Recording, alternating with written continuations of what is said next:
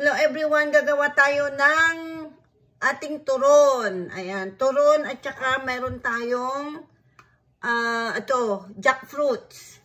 So, samahan nyo ako na gumawa ng turon. Ayan, ating slicein ang ating saging.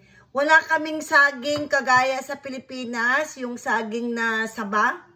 Ang saging namin dito ay yung plantain. Ang plantain ay parang saging na saba ang kanyang texture. Pero mas matamis lang yung saging na saba. Yung saging na saba natin sa Pilipinas ay mas matamis compare dito. Pero okay lang dahil magka texture naman sila.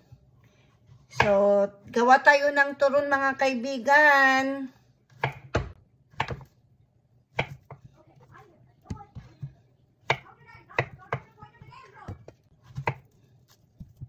Ayan, ang pag-slice natin ay yung ganito. Ganito ang pag-slice natin. Huwag masyadong makapal, hindi din masyadong manipis. Katamtaman lang. Okay, tuloy-tuloy lang ang ating pag-slice. Ito ang ating langka. Langka. Ay, hindi kasya ang ano. Hindi yata kasya yung isa. Mag-slice na tayo ng jackfruits na ihalo natin sa ating turon. Masarap kasi kapag may jackfruits. Masarap yung lasa, yung turon natin. So, i-slice natin, huwag masyadong makapal, huwag masyadong manipis. Kasi, pag makapal naman ay hindi maluto kaagad. So, ganyan po ang ating pag-slice ng ating jackfruits. Ayan po. Masarap kasi. Ayan. Ganyan po. Dahil, alam nyo po, wala po kaming makitang fresh na jackfruits dito or langka.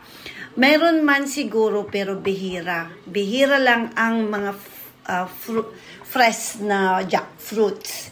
Puro nakalata. Kaya yung lasa ay parehas lang naman. Kaya lang iba talaga yung fresh na jackfruits. Ilalagay sa ating turon. Ganyan po ang ating wrapper dito sa Canada.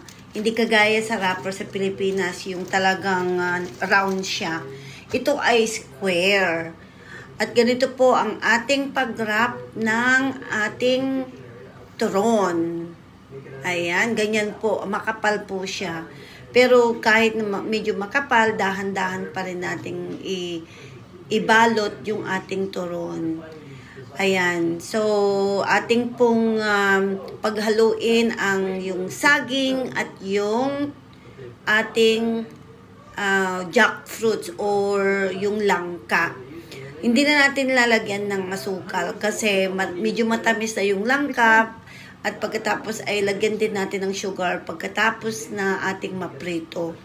So, wag na masyadong matamis kasi nakakaumay naman pag masyadong matamis. At naghalo ako dyan ng cornstarch at may tubig. So, yan po ang aking pag-sealed ng ating turon. Ayan po ang ating ginagamit na ating pag-sealed ng ating wrapper.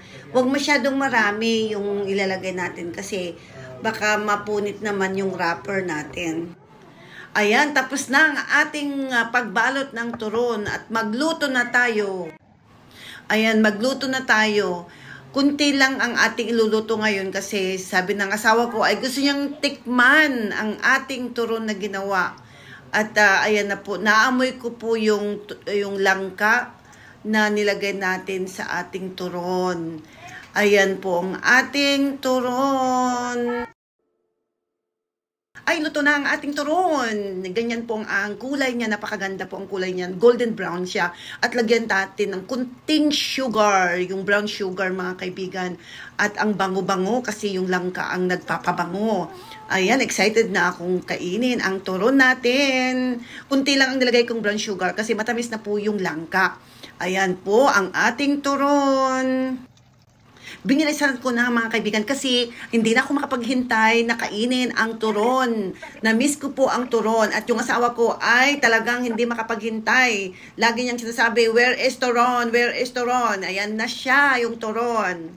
Okay, everyone, this is the turon. Look at that. I don't put too much sugar because the jackfruit is already sweet. Like me. Like my husband, that's what he said. Okay? Mmm. Mmm. Good. What are you eating? Mmm. It's because there's like only like You see that? You see inside? Date the next one. And with tea. Okay, thank you everyone. Bye. Don't forget to follow me Like. and like.